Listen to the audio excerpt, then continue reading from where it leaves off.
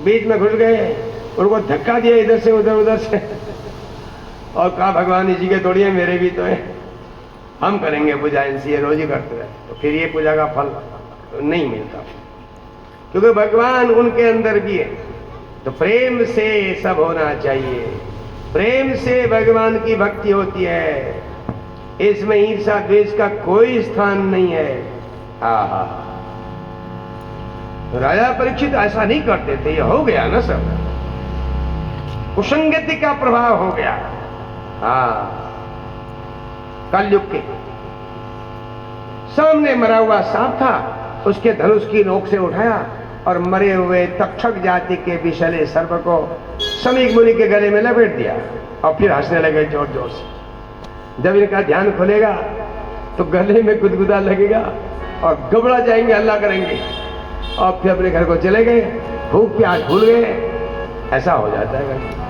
वहां गए, हाथ पांव धोकर के भी अपनी गद्दी में बैठे, तो तब होश आया, मैंने पूजनीय ब्राह्मण का अपमान किया, इसका तो मुझे दंड मिलना ही चाहिए। यहाँ इनका बेटा अपनी साथियों के साथ खेल रहा था, उसका नाम देवी भागवत में है गविजात, श्रीमद् भागवत में है श्रृंगी। दो नाम भी तो होते हैं लोगों के, 3 4 होते हैं आजकल तो होते हैं। स्कूल का नाम अलग, घर का नाम अलग, राशि का नाम अलग, प्यार का नाम अलग होता है, नहीं होता। तो यहाँ गविजात नाम है देवी भागवत में। वह गविजात भी बड़ा तपस्वी था बच्चा। साथियों ने कहा, तुम्हारे पिता के गले में, कंठ में एक राजा मरा हुआ सर्प लपेट के चले गया है।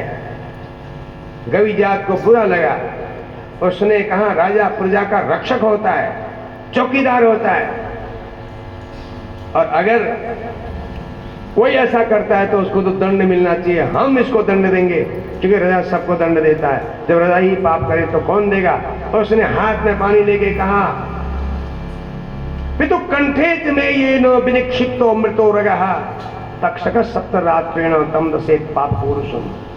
जिस राजा ने मेरे पिताजी के गले में मरा हुआ सर्प लपेटा है, उसको यह तक्षक जाति का सर्प 7वें दिन में डसेगा और वो मर जाएगा। ये एक साप दे दिया। उसके बाद पिताजी के पास जाके चिल्लाया, पिताजी का ध्यान खुला, कहा, बेटा क्या हुआ? अरे पिताजी, आपके गले में कोई राजा मरा हुआ सर्प लपेट के चले गया, मैंने तो उसको साप दे दिया, वो 7 दिन में मर जाएगा। समीक मुनि ने कहा, बेटे भगवान तेरी गलती को क्षमा करें, तेरी बाल बुद्धि को, यहाँ दूसरा कोई राजा नहीं, परीक्षित राजा आया होगा। अपने एक शिष्य को भेजा परीक्षित के पास। परीक्षित अपनी गद्दी में बैठे बैठे यही सोच रहे थे, मेरे पाप का फल मुझे जल्दी मिल जाए तो अच्छा रहेगा। समीक मुनि के शिष्य ने कहा, राजन, आपको 7वें दिन में मर जाना है, क्योंकि आपने समीक मुनि के गले में मरा हुआ सर्प लपेटा था। उनके पुत्र ने आपको मरने का श्राप दे दिया है। ये समाचार सुन के देवी भागवत के परीक्षित को बहुत डर लग गया। उन्होंने अपने सारे मंत्रियों को बुलाया और कहा, भैया मेरे बचने का उपाय करो। ध्यान देना, श्रीमद् भागवत में वो गंगा तट में गए, देवी भागवत में उन्होंने मंत्रियों को बुलाया, कहा, भाई बचने के उपाय करो, जहर उतारने के उपाय। क्या क्या उपाय होते हैं? मणि मंत्रो सधी नाम वही प्रभावा खलुर्विदा। मणि मंगाओ जिनसे जहर उतर जावे, मंत्रज्ञ लोगों को बुलाओ जो मंत्र जानते हो विष उतारने वाले, और दवाइयों को जानने वाले, जड़ी बूटियों को जानने वालों को भी बुलाओ। अरे उपाय करने से सब हो सकता है। हमने सुना है कि एक ऋषि कुमार की घरवाली जिससे शादी होनी थी, उसकी तय हुई थी, वो मर गई थी। उस ऋषि कुमार ने, उस ब्राह्मण कुमार ने अपनी आधी उम्र, आधी आयु उसको दे दी, तो जिंदी हो गई वो। ऐसे ही मेरे भी बचने का उपाय करो। मंत्री ने कहा, महाराज वो कौन थे, जरा हमें बताइए। को मुनिर ये दत्वार्धम आयुषो जीविता प्रिया। अपनी आधी आयु देकर के अपनी पत्नी, होने वाली पत्नी को किस मुनि ने जीवित कर दिया? तो राजा परीक्षित एक कथा बताने लगे। च्यवन का नाम तो आपने सुना है। च्यवन ऋषि का विवाह शरियाती की बेटी सुकन्या से हुआ था। उनके घर में प्रमति हुए थे। च्यवन ऋषि के सुकन्या से प्रमति पैदा हुए थे। प्रमति की घरवाली का नाम था प्रतापी, और प्रमति की घरवाली प्रतापी से एक बेटा पैदा हुआ, एक पुत्र पैदा हुआ, जिसका नाम था रूरू। ध्यान देना जरा, रूरू। रूरू भी बड़ा तपस्वी था। जिन दिनों वो रूरू थोड़ा जवान होने लगा, उन्हीं दिनों की बात है, नजदीक के जंगल में एक तपस्वी ऋषि रहते थे, जिनका नाम था स्थूलकेश।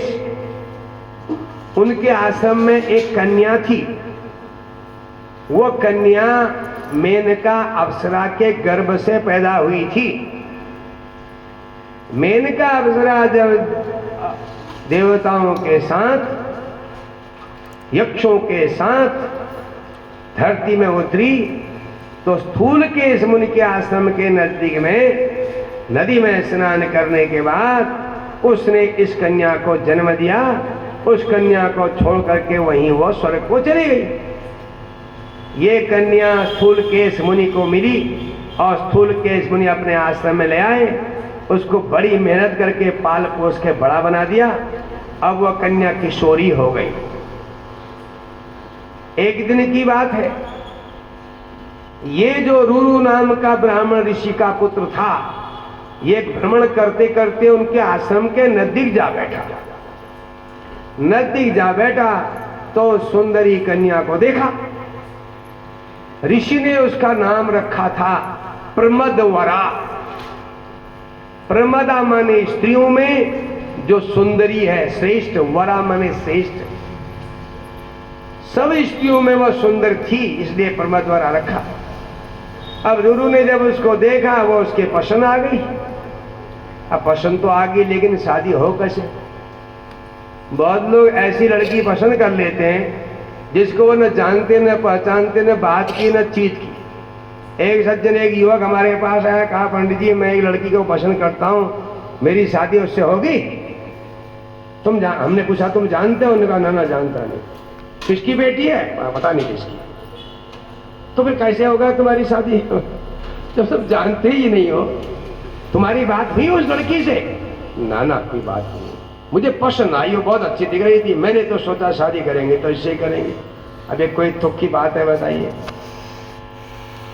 तुमको किसने फुरमाया? हमारे पिताजी कहते थे बचपन में, तुमको किसने फुरमाया? वो कहता है हम अपने आप फुरमे, अपने आप। मुझे परिचय नहीं, कुछ नहीं, शादी उससे ही करनी है। कहाँ रहती है, कहाँ से आई, कहाँ को गई, कोई पता नहीं। इसने भी सोचा इसको तो मैं जानता भी नहीं, आश्रम में ही रहती है सुंदरी, अब शादी करूंगा तो इससे ही करूंगा, नहीं तो नहीं। अब वो ये भी जानने लगा कि शादी होना तो मुश्किल ही है, ये बहुत ही सुंदर है ना, बहुत ही गुणवती भी लगती है। एक तो खाली सुंदर होते हैं, ये तो गुणवती भी लगती है। आदमी के व्यक्तित्व से, उसके हाव भाव से, उसके उठने बैठने से पता चल जाता है। अगर आपने किसी की जांच करनी हो तो उसको झाड़ू दीजिए पहले। कई तो झाड़ू लगा के देखो, पहले ऐसे ही करते थे लोग। आजकल अंग्रेजी में बात करते, अंग्रेजी में बात करने के सोचते हैं अंग्रेजी बोलने वाली लड़की मिल गई, काम बन गया। ऐसी स्थिति है आजकल। किसी भी नए महिला पुरुषों में संतोष नहीं है। एक लड़की की शादी हुई, लड़का ठीक था, पसंद आ गया, शादी होगी, बढ़िया हुआ, दोनों तरफ से मिलकर शादी की, बराबरी के थे। बहू को सब कुछ बढ़िया लगा, ससुरा अच्छा नहीं लगा। ससुरा क्यों?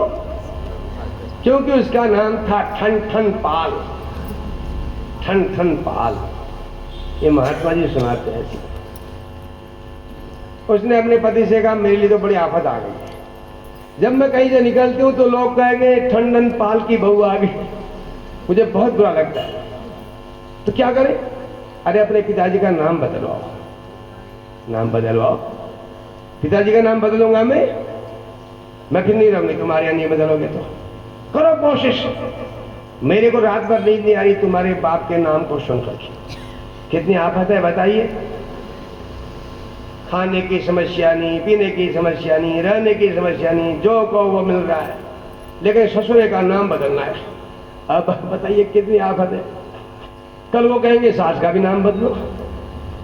उसने कहा देखो भाई सुंदरी, तुम चाहे कुछ करो, मैं पिताजी के नाम से खुश हूं। मेरे पिताजी का नाम ठन ठन पाल है, मैं तो उनके इससे खुश हूं, मुझे कोई असुविधा नहीं है। लोग कुछ कहे, कब तुम्हें कुछ नहीं, तुम्हारे तो बाप है, मेरे थोड़ी है बाप कोई, मुझे तो परेशानी हो रही है। और तुमके भी मजा, लोग कहे ठंडन पाल की बहू आ गई है।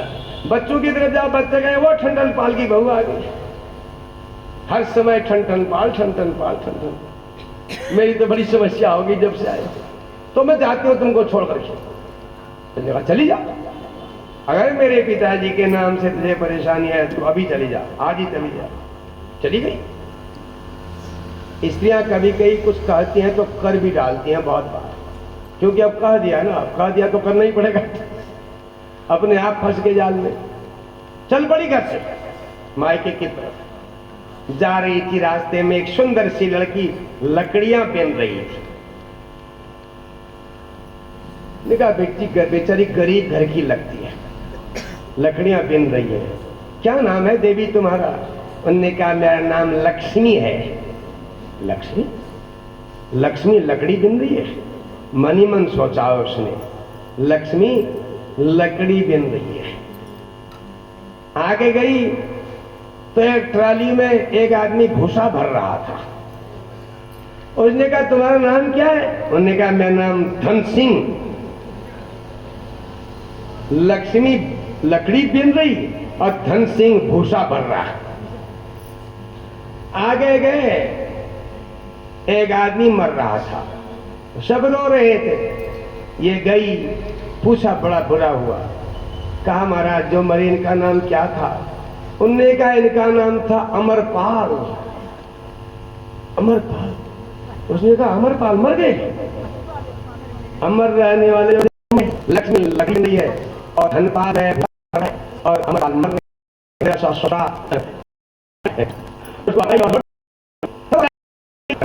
लो परेशान रह। देखो देखो भाई, गुरु और तोड़ कुछ जो करेंगे वो आश्रम में कहा आश्रम ठीक है, देखो लड़की है मेरा है, लेकिन साथ इसलिए मैं उदास बैठा हूँ। से बात करूँ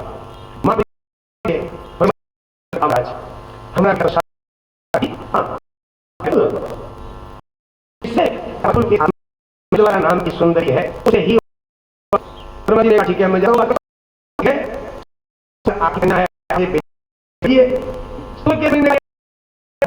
मुझे मिली बड़ी बड़ी परेशान तय हो गया। जल्दी में सभी तय हो गया। लंबा समय लगेगा तो मैं होता है आगे समस्या। अगर शादी साल में रहोगे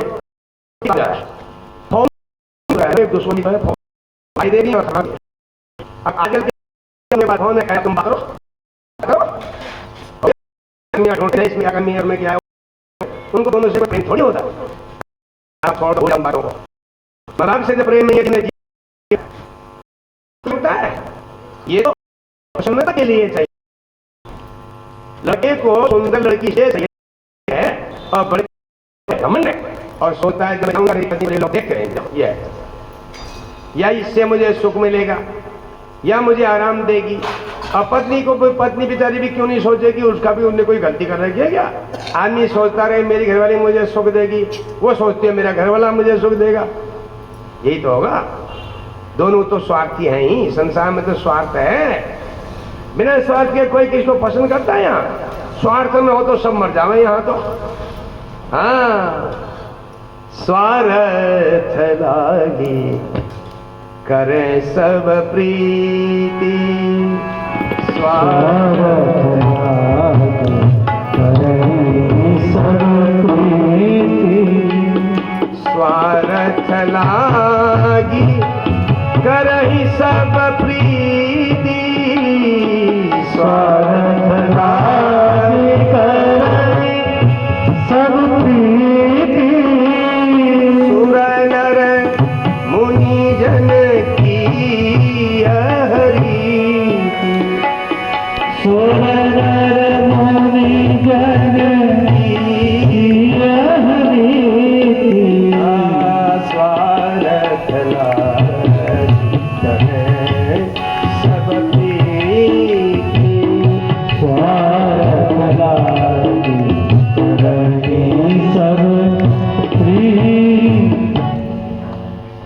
अगर स्वार्थ न हो तो सब बेकार हो जाए।